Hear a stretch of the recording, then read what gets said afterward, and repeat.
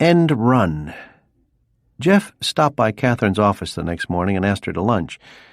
She had planned to run an errand during that time, but happily shifted her schedule to accommodate one of her direct reports. The oldest Mexican restaurant in Half Moon Bay was as good a spot as any for a difficult conversation, he thought, because mostly locals ate there.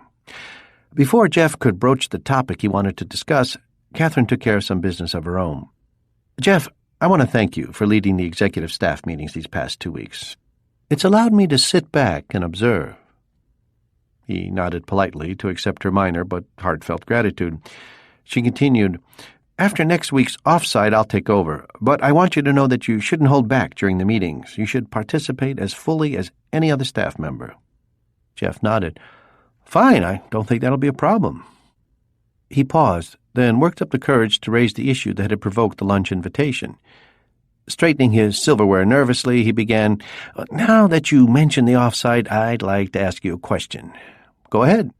Kathryn was almost amused by Jeff's discomfort, and because she had anticipated a question about her run-in with Martin, she was calm and confident.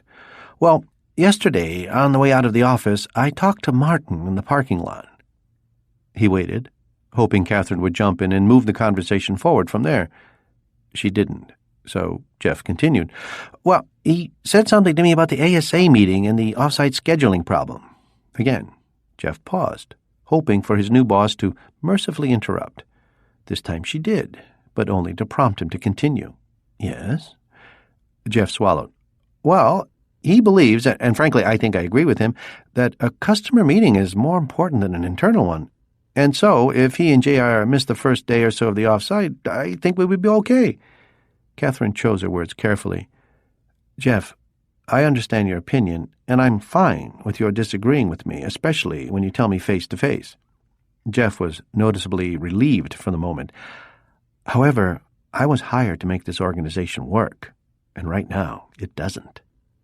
Jeff looked like he was trying to decide whether to be humbled or angry, so Kathryn clarified. "I'm not trying to criticize what you've done so far, because it seems to me that no one cares more about the company than you do." His ego now assuaged, Kathryn drove the point home. "But from a team standpoint, we are completely broken, and one sales meeting is not going to have a meaningful impact on our future, at least not until we straighten out the leadership problems around here."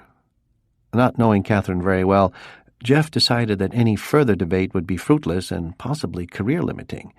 He nodded as if to say, "Okay, I guess it's your call." The two of them then engaged in small talk and ate one of the fastest lunches in Half Moon Bay history before heading back to the office.